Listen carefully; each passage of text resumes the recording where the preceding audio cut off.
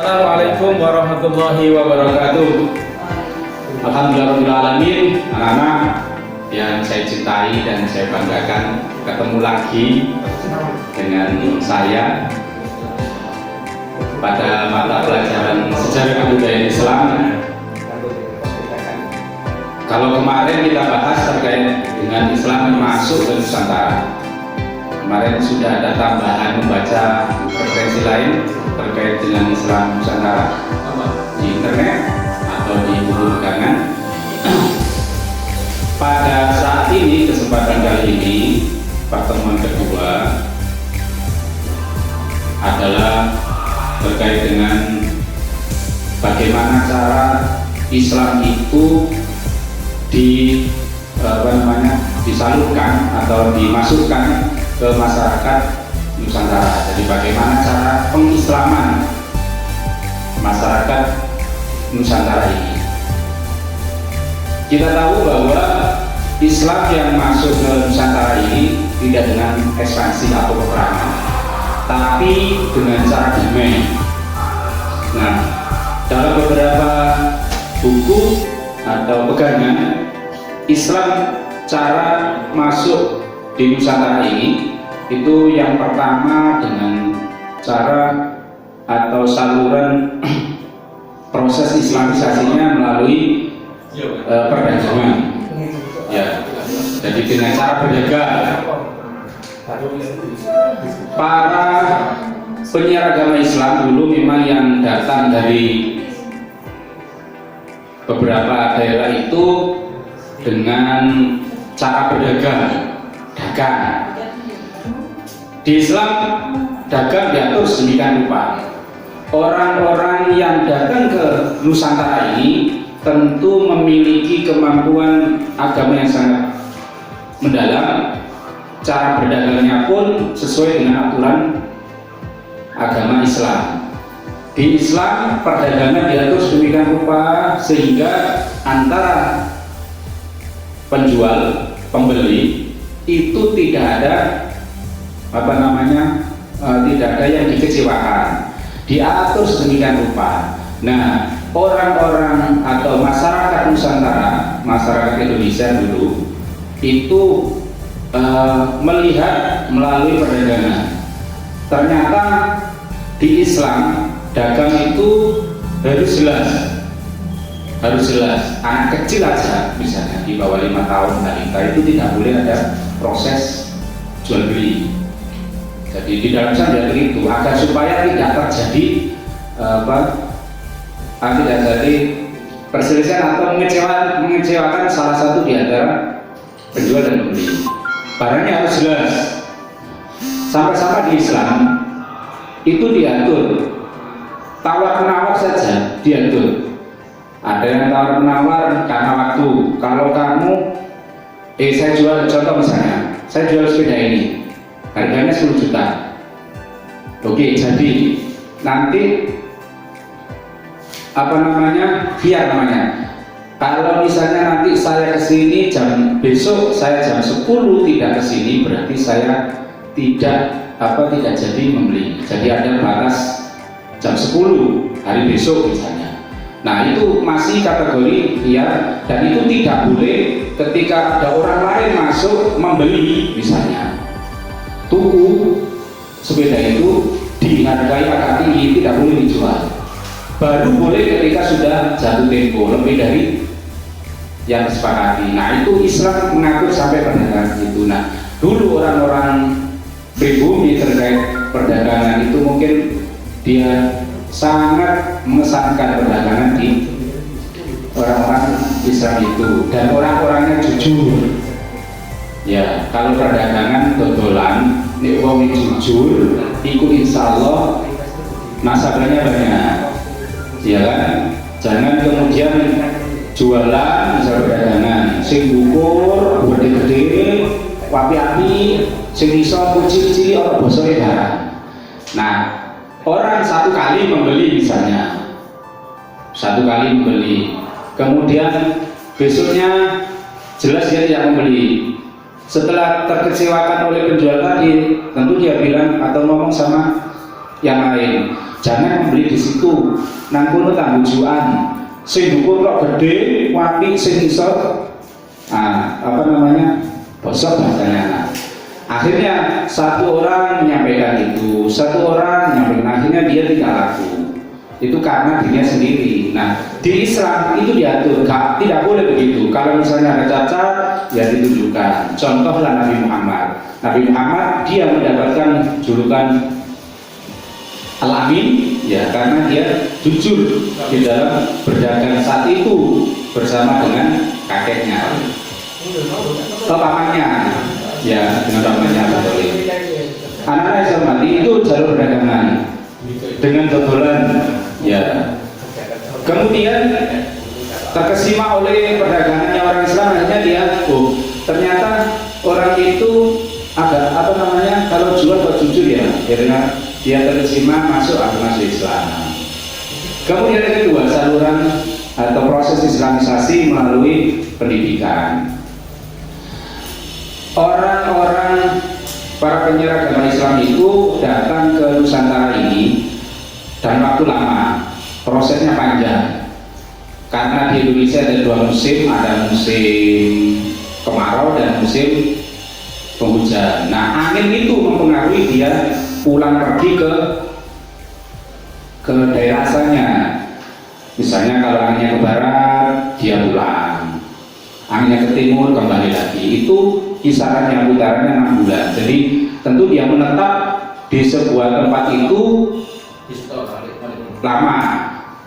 Nah, ketika dia menetap itu, kemudian membuat sebuah surau, tempat ibadah, musola di depan rumahnya, dia sholat di situ, kemudian habis maghrib dia ngaji. Orang-orang pribumi tentu akan melihat ada kegiatan apa dia setiap menjelang malam, ada misalnya kok kumpul, kemudian berdiri, kemudian nunduk sampai sujud nih. Orang dulu tak harus sujud, mungkin jengkel misalnya. Nah, satu hari dia perhatikan warga bumi itu, warga masyarakat Nusantara ini perhatikan. Kemudian terdengar suara lantunan ayat suci Al-Quran habis maghrib, orang ngaji. Warga masyarakat tentu dengan suara merdunya itu akhirnya kan terkesima. Nah, orang-orang penyebar agama Islam itu kemudian komunikasi dengan warga sekitar masyarakat itu. Kalau misalnya ingin belajar apa yang tadi saya bacakan, silakan datang ke misalnya datang ke musola itu. Akhirnya setiap habis maghrib dia diajak belajar ngaji. Nah, diwurui Al-Fatihah, diwurui Qul a'udzu falaq, Qul a'udzu binnas, itu kemudian namanya jalur pendidikan. Sampai kemudian sekarang jadi sebuah pondok pesantren. Orang musolai, mandi maghrib, diwurui ngaji. Nah, itu jalur pendidikan Islam masuk ke Nusantara. Kemudian yang kedua melalui selanjutnya melalui perkawinan. Saluran atau proses masuknya Islam melalui pernikahan atau perkawinan. Kita melihat bahwa postur atau visnya orang Arab itu memang beda dengan kita. Dia hidungnya mancung, kalau dilihat itu ya menawan, ganteng lah kasarane. Nah, sehingga warga masyarakat itu ketika ada orang baru misalnya kok cukup lumayan beli, nah, tentu dia akan memperhatikan terus. Nah, begitu juga misalnya para pendakwah itu yang pada itu juga berpikiran, saya di sini menetap, saya harus punya tempat tinggal. Akhirnya ada sebuah komunikasi yang pribumi tadi sedikit ada perhatian dengan para penyiar agama Islam, akhirnya diterima. Nah, akhirnya terjadilah sebuah tawar menawar. Oke, kau menembak aku, aku juga akan menimba kau. Artinya apa? Oke, lamaranmu saya terima, kemudian kamu akan jadi suami istri. Dan sebelum masuk Islam dia diajak syahadat. Tapi di dalam agama kamu harus masuk Islam dulu dengan cara membaca 2 kalimat syahadat. Asyhadu an la ilaha illallah wa asyhadu anna Muhammadar Rasulullah. Akhirnya melalui pernikahan itu akan nikah. Qabiltu nikaha wa tazwijaha bil ma'ruf al-Qur'an. Itu proses terkait dengan perkawinan, saluran proses islamisasi di Nusantara. Kemudian ada saluran pendidikan. Orang yang asalnya sudah nikah, misalnya tadi penyiar itu nikah di Indonesia atau di Nusantara ini, punya anak, agar supaya anaknya Islamnya kuat, akhirnya anak itu dikirim ke Arab Saudi misalnya, dikirim ke negara-negara Islam melalui pendidikan. Jadi melalui pendidikan akhirnya Islam itu bisa diterima. Sekali lagi, Islam di Nusantara ini tidak dengan cara ekspansi penyerangan, tidak, tapi dengan cara damai. Ya itu tadi, satu dengan perdagangan. Mosok dagang ono sing tukaran kon tuwa, katulah, nah tidak begitu. Itu misalnya ya. Kemudian secara perkawinan, perdagangan, pendidikan, kemudian secara politik. Nah, Islam masuk ke Nusantara itu juga secara politik. Nah, gak bisa politik ini. Orang-orang penyiar Islam itu dulu juga punya pikiran maju. Secara politik dia mempunyai kelebihan, iso nangani, iso jadi tabib lah, dokter, tapi versi Islam dengan dua-dua itu. Secara politik dia mendekati kerajaan, ya, anak raja dipersunting, kemudian kalau sudah dia jadi istrinya, tentu nanti anak buahnya, dayang-dayangnya atau pelayan-pelayannya akan ikut masuk Islam. Contoh sederhana dulu yang diajak masuk Islam itu Maulana Malik Soleh, raja kerajaan Samudra Pasai. Oleh penyiar Islam itu Malik Soleh ada seorang raja, kemudian diajak Islam. Setelah Islam dia berganti nama. Sebelumnya dia tidak Malik Soleh tapi Merah Silu, raja nama aslinya. Kemudian setelah masuk Islam dia berganti Malik Soleh. Nah, secara politis Raja dijak dhisik, ya politik. Anak buah itu ikut rajanya. Jadi kalau ngajak orang itu kepalanya dulu, baru kemudian buntutnya dulu. Nah, itu secara politis. Itu Islam masuk di Indonesia, mendekati kerajaan. Kalau Maulana Ishaq itu kan berasal dari Timur Tengah sana, nikah dengan keluarga besar Raja Belambangan, lahir Sunan Giri. Nah, itu lahir Joko Samudro Sunan Giri. Itu dulu dia nikah dengan putri Belambangan. Orang Belambangan tidak suka dengan kedatangan Islam. Akhirnya dia membuat sebuah wacana bahwa dengan kedatangan Maulana Ishaq menjadikan sebuah balak nasional kerajaan. Akhirnya Maulana Ishaq diusir. Nah, anaknya oleh ibunya ya dilepas di lautan, ketemu Nyageng Pinate. Akhirnya karena ketemu di laut dinamakan Joko Samudro.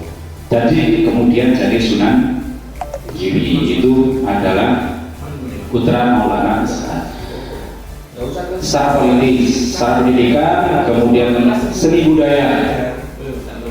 Jadi saluran pendidikan, saluran proses islamisasi dengan cara budaya seni. Kita tahu Wali Songo dalam rangka untuk mengajak Islam itu ada beberapa langkah-langkah yang dilakukan. Satu di antaranya adalah pertunjukan wayang. Dulu orang yang dulu belum ada hiburan-hiburan, yang adanya wayang dan lain itu aja. Kalau sekarang sudah banyak. Orang ketika mau melihat seni budaya yang ada di situ yang ditampilkan oleh Wali Songo, para wali sebelum menampilkan itu dia dia berada di pintu masuk sebelum tampilan menampilkan wayang. Jadi orang yang mau masuk tiketnya 1 harus membaca 2 kalimat syahadat. Nah, Sunan Kalijogo, Wali Songo nunggu di pintu masuk sebelum pertunjukan wayang. Tiketnya adalah kalau kamu mau masuk silakan baca ini dulu, asyhadu an la ilaha illallah wa asyhadu anna muhammadar rasulullah. Itu adalah tiketnya masuk. Ketika sudah mengucapkan itu suruh masuk. Nah, terus begitu. Itu secara hakikat sudah masuk silakan dia membaca kalimat syahadat, 2 kalimat syahadat. Baru kemudian oleh wali terkait dengan isi-isi bagaimana Islam itu melalui wayang itu, sehingga ada nama-nama wayang itu yang kemudian sebetulnya berasal dari Hindu Buddha diidentikan dengan Islam. Senjatanya aja misalnya seperti amar rasuli, amar ma'ruf nahi munkar misalnya diambilkan itu. Atau senjata-senjata apa itu sebetulnya adalah konsep-konsep Islam, cuma dinuansakan menjadi sebuah nuansa yang pewayangan, seni budaya. Kesukaan orang dulu itu memang wayang, sehingga yang dilakukan oleh Sunan Kalijogo, Wali Songo itu adalah pertunjukan wayang. Memang antara Wali Songo dulu juga ada perbedaan pendapat terkait dengan wayang ini. Sunan Sunan Ampel sebetulnya sudah tidak sepakat, tapi kemudian Sunan Kalijogo bisa menyampaikan alasannya, argumennya, akhirnya Sunan Ampel menerima itu. Anak-anak yang hormati, kemudian saluran atau proses islamisasi selanjutnya adalah dengan tasawuf. Orang Indonesia itu dulu, orang Nusantara itu dulu sufinya tinggi, cuma versi Hindu Buddha. Kalau kita tahu ajarannya Hindu Buddha itu tidak boleh menyakiti, harus kasih sayang. Cuma memang terkait dengan kebenarannya, akidahnya itu belum arah ke Allah SWT, masih dalam tataran dewa itu. Nah, orang-orang penyiar agama Islam dulu itu yang datang ke Nusantara ini mempunyai ilmu tasawufnya tinggi, sehingga mereka orang-orang yang mempunyai ilmu terkait dengan kealaman, ya, orang Hindu Buddha yang tingkat tinggi itu diajak bicara, diajak ngomong. Akhirnya titik temunya adalah kebenaran hanya satu, hanya miliknya Allah. Semua adalah kalau misalnya alam ini, misalnya dewa itu juga masih ciptaannya Allah. Satu diantaranya misalnya menurut dia, misalnya ada dewa, ada 4 dewa itu kan, ada 3, ada dewa pencipta, ada dewa perusak, ada dewa pemelihara. Nah, mereka kalau misalnya bukan itu, ya dewa ada pemilahan. Nah, untuk sing siji tukaran dari siji. Nah, itu berarti tidak rasional. Tuhan hanya satu, Allah, ya pemelihara, yang pencipta, yang memberikan kerusakan untuk sebagai perhatian kepada hambanya. Itu Islam, cara masuk Islam, proses islamisasi di Nusantara, ya, bisa diterima. Ada beberapa, satu adalah dengan cara perdagangan, dengan cara politik, dengan cara perkawinan, dengan cara pendidikan, dengan cara tasawuf, dengan cara saluran atau dengan cara seni budaya. Itu Islam masuk ke Indonesia, tidak dengan peperangan. Anak-anak, itu cara masuk Islam atau proses Islamisasi yang ada di Nusantara ini. Selanjutnya, mengapa kemudian Islam di Nusantara ini mudah, atau Islam di Nusantara ini cepat diterima? Jadi meskipun dengan model begitu, ya, seandainya syaratnya banyak, itu mungkin Islamnya juga sulit untuk bisa diterima di Nusantara ini. Ada beberapa faktor mengapa Islam itu diterima di Nusantara. Ya, ada beberapa faktor bahwa Islam mudah untuk bahwa Islam itu diterima di Nusantara. Satu diantaranya adalah karena masuk Islam itu mudah, jadi tidak heboh. Masuk Islam itu hanya mengucapkan 2 kalimat syahadat, asyhadu an la ilaha illallah wa asyhadu anna muhammadar rasulullah. Itu adalah mengapa Islam di Nusantara ini cukup mudah. Tidak harus mengeluarkan sejumlah perhiasan, misalnya sejumlah harta, misalnya.